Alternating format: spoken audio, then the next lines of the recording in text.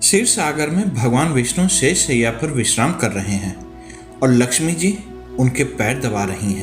विष्णु जी के एक पैर का अंगूठा शैया के बाहर आ गया और लहरें उससे खिलवाड़ करने लगीं। क्षीर सागर के एक कछुए ने इस दृश्य को देखा और मन में यह विचार कर कि मैं यदि भगवान विष्णु के अंगूठे को अपनी जिह्वा से स्पर्श कर लूं तो मेरा मोक्ष हो जाएगा। यह सोचकर उनकी ओर बढ़ा।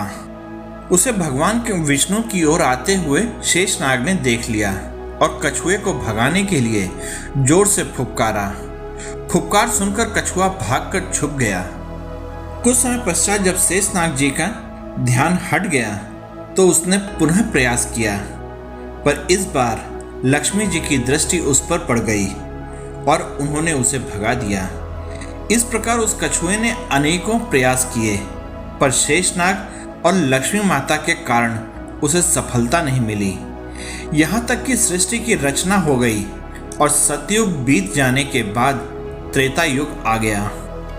इस मर्द कछुए ने अनेक बार अनेक योनियों में जन्म लिया और प्रत्येक जन्म में भगवान की प्राप्ति का प्रयत्न करता रहा। अपने तपोबल से उसने दिव्य दृष्टि प्राप्त कर ली थी। कछुए को पता था कि त्रेता युग में वही क्षीर सागर में शयन करने वाले विष्णु राम का और वही शेषनाग लक्ष्मण का, वो वही लक्ष्मी जी सीता के रूप में अवतरित होंगे और वनवास के समय उन्हें गंगा पार उतरने की आवश्यकता पड़ेगी। इसलिए वह भी केवट बनकर वहां आ गया था।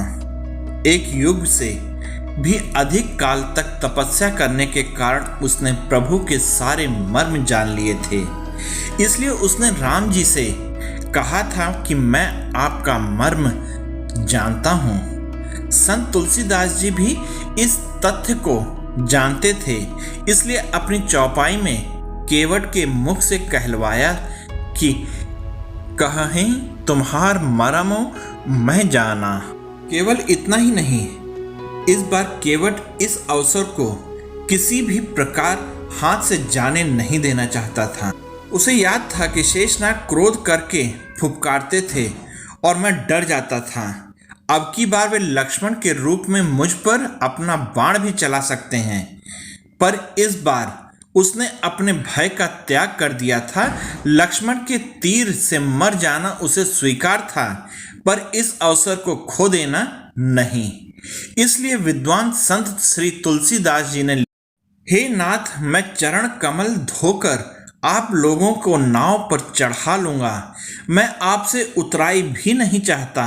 हे राम, मुझे आपकी दुहाई और दशरथ जी की सौगंध है, मैं आपसे बिल्कुल सच कह रहा हूं। भले ही लक्ष्मण जी मुझे तीर मार दें, पर जब तक मैं आपके पैरों को पखार नहीं लूंगा, तब तक हे तुलसीदास के नाथ, हे कृपालु, मैं पार नहीं उतारूंगा।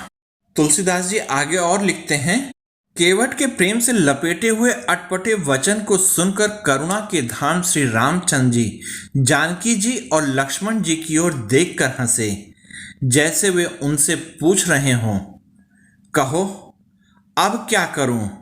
उस समय तो केवल अंगूठे का स्पर्श करना चाहता था और तुम लोग उसे भगा देते थे, पर अब तो यह दोनों पैर मांग रहा है। केवट बहुत चतुर था। उसने अपने साथ ही साथ अपने परिवार और पितरों का भी मोक्ष प्रदान करवा दिया। तुलसीदास जी लिखते हैं, चरणों को धोकर पूरे परिवार सहित उस चरणामृत का पान करके, उसी जल से पितरों का तर्पण करके अपने पितरों को भवसागर से पार कर फिर आनंद पूर्वक प्रभु श्री रामचंद्र जी को गंगा के पार ले गया। उस समय का प्रसंग है जब केवट भगवान के चरण धो रहे हैं। बड़ा प्यारा दृश्य है। भगवान का एक पैर धोकर उसे निकालकर कठौती से बाहर रख देते हैं और जब दूसरा पैर धोने लगते हैं तो पहला वाला पैर गीला होने से जमीन पर रखने से धूल भरा हो जाता है।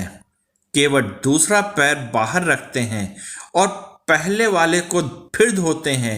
एक एक पैर को 7 बार होते हैं। ये सब देखकर कहते हैं, प्रभु एक पैर कठौती में रखिए, दूसरा पैर हाथ पर रखिए ताकि मैला ना हो।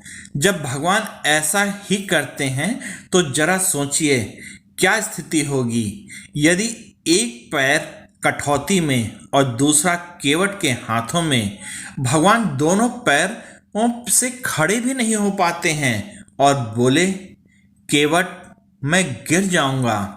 केवट बोला, चिंता क्यों करते हो भगवान, दोनों हाथों को सिर पर रखकर खड़े हो जाइए, फिर नहीं गिरेंगे।